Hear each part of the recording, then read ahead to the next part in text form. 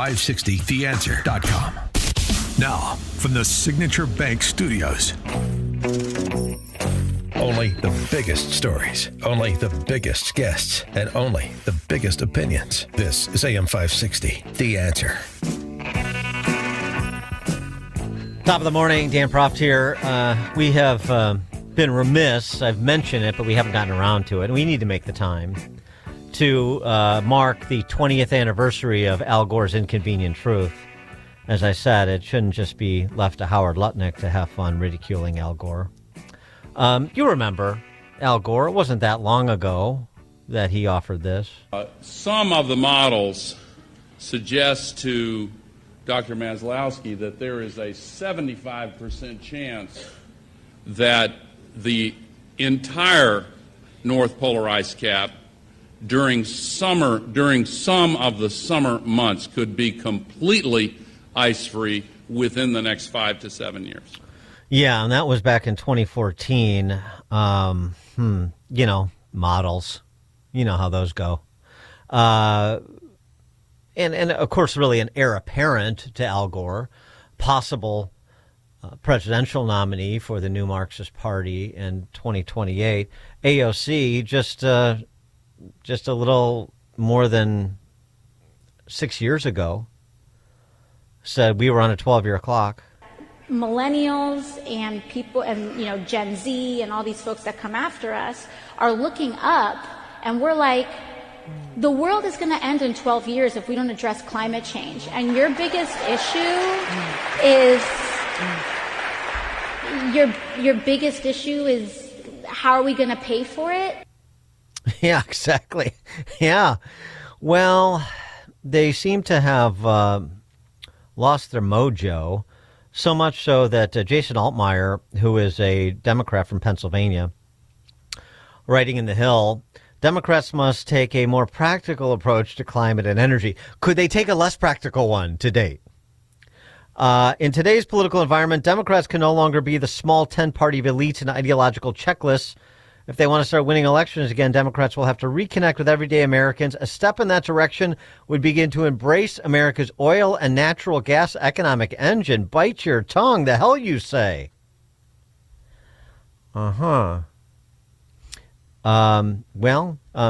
He at least is trying to get ahead of the political learning curve, at least the one within his party, because on the topic of affordability, which was President Trump's raison d'etre for being in Iowa yesterday, energy prices, like electricity prices, that's a central part of the conversation, is it not? Steve Moore, who joins us now for our Wednesday conversation. Steve Moore, of course, is a noted economist and author of The Trump Economic Miracle and the Plan to Unleash Prosperity Again, co-author with Art Laffer. Steve, thanks for joining us. Good morning, Dan. By the way, I live in the southern city of Washington, D.C., and not only the polar ice cap's not melting, but we have ice caps here in Washington, D.C. today, all over the place. They're moving south. Yeah. So power, energy, the prices, Trump's visit to Iowa to talk affordability, this is part of it. Yep. Well, let me give you all some history about this. So, when you and I were growing up, Dan, I think I might be a little older than you are. Before that we had talked about climate change, it was all about running out of energy. Remember, we're running out of oil.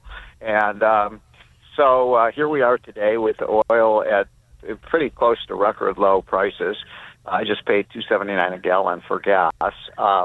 And so that didn't happen.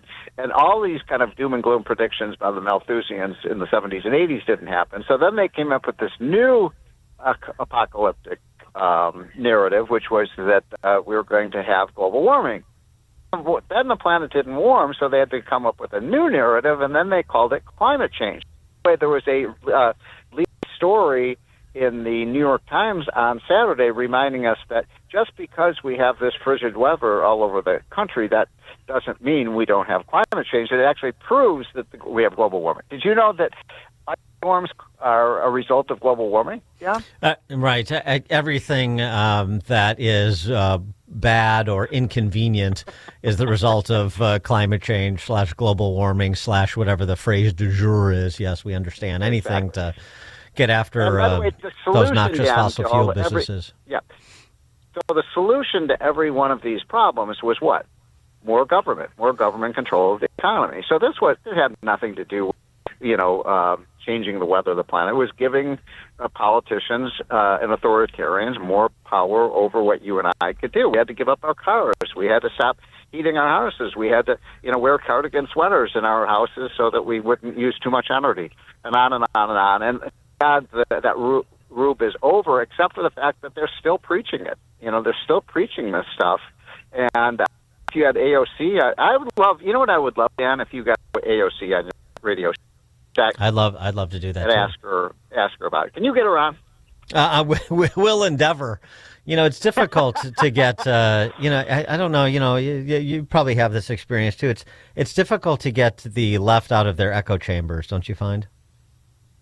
That's right. I mean, they would never come on your show because you would challenge them about why were you wrong in 1998? Why were you wrong in 1999? Why were you wrong over and over and over again? They don't like to be called out on this stuff. And, by the way, we are going to face another government shutdown probably on Friday. And this is going to be Schumer shutdown part 2. This is the left's agenda now is to burn down the village. They are causing chaos and mayhem all over the country because they hate Trump, and anything that causes chaos and mayhem hurts Trump. So that's their strategy. So they will shut down the government, and then they'll blame it on the Republicans. And this is going to be, and now they have a cover story for now, which is, of course, this is over reining in the runaway DHS and more specifically ICE and CBP. Dan, but you know what? ICE already has funding, so if they shut down the government, it's not going to affect ICE. These people are pretty stupid. That's going to be their protest over ICE to shut down, I don't know, the Department of Interior. Yes. Well, again, it's the press release, not the substance, not the merits of it that they're concerned about, isn't it? I mean, that's always the case. Right. Now, some good news, and again, some good news on the economy that came out earlier this week. New orders for key manufactured capital goods increased more than expected in November, suggesting business spending on equipment is on the upswing, which is a pretty good leading indicator of economic activity and thus economic growth.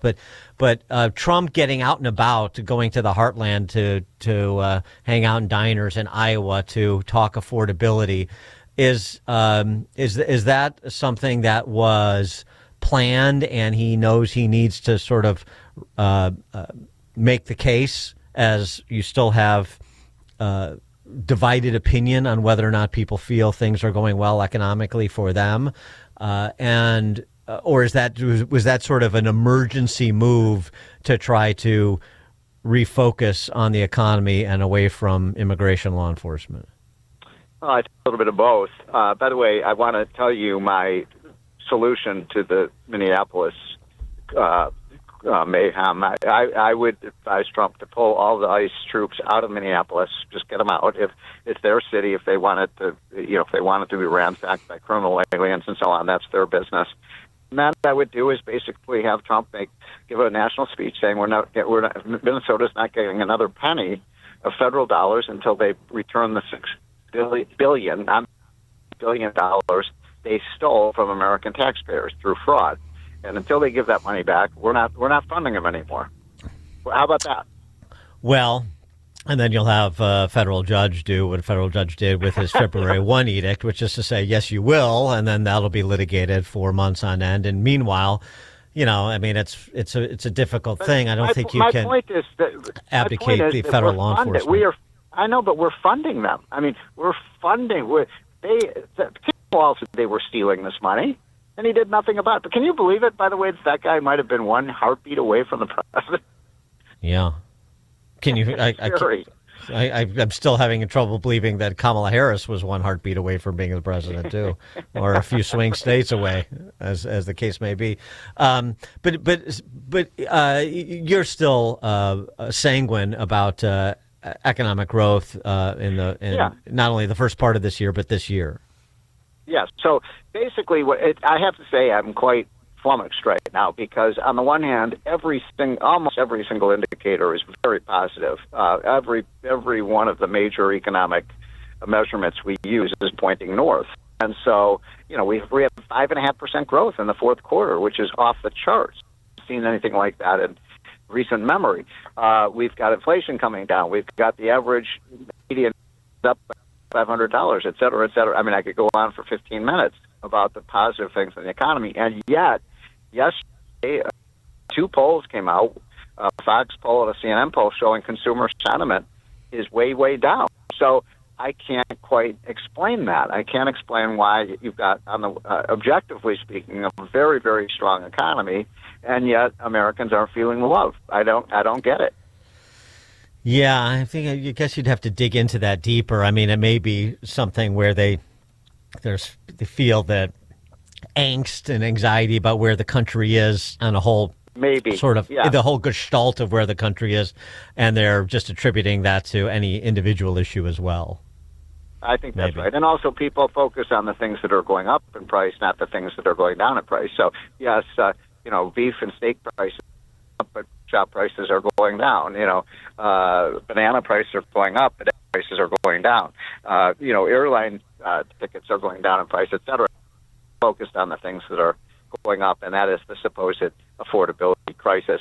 But look, I'm super in the U.S. economy, as Larry Kudlow is. Every indication is that we're in an investment boom right now, with businesses spending like never before. And why is that? Because we passed the big, beautiful tax that allowed businesses to write off their capital purchases. And guess what? When you tax something less, guess what happens? You get more of it. Yeah, and I also saw a post, too, from Senate Republican caucus that American seniors are going to see a new $6,000 bonus exemption as part of the BBB.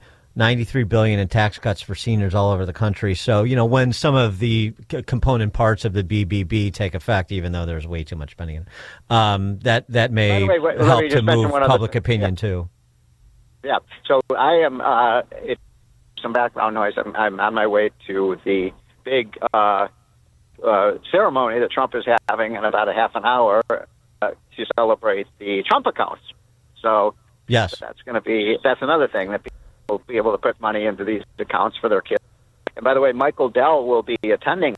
He's, of course, of Dell Computers, the billionaire, and he put one of the greatest philanthropic gifts ever. He's putting, I think, $6 billion into these accounts for low-income American kids. What a great idea. Yeah, no, it's right. That's you and Michael Dell, all the luminaries will be there. So quick question before we let you go. The Gold 5,000, precious metals through the roof, dollar purchasing, the strength of the dollar declining. Any concerns there? Yeah, there is a concern there. Anytime the gold price goes up, that's a bad sign. And that, again, has me a bit confused because all the other signals are very positive, but gold is the refuge for people who are who are afraid of what's going to happen in the future. But silver prices are up as well, so that is not a good sign. And I'm a little bit confused about why that is happening, because usually when GDP is going up, the gold price goes down. But now we have both GDP and the gold price going up. So somebody smarter than me is going to have to answer that question. But I have one theory, Dan, and I cannot prove that it's true. But if you look at some of the data showing that what the Chinese are doing in Beijing, the communists, they're selling their U.S. bonds and they're buying gold. So they're trying to drive up our interest rates by selling their bonds, buying gold to stock up on the gold price up. Well, that's interesting. That's an interesting theory. Okay. Well, the evidence shows they're doing some of that. Whether they're doing it intentionally to destroy the U.S. economy, I don't know. But I wouldn't put it past them. Steve Moore, economist, author of The Trump Economic Miracle and the Plan to Unleash Prosperity Again, co-author with Art Laffer. Steve, thanks as always. Thank you, have Dan. fun hanging out with Michael Dell and the president. Will do. Take care. And Steve joined us on Chicago's Morning Answer. The more you listen, the more you'll know. This is Chicago's Morning Answer. Morning Answer on AM 560.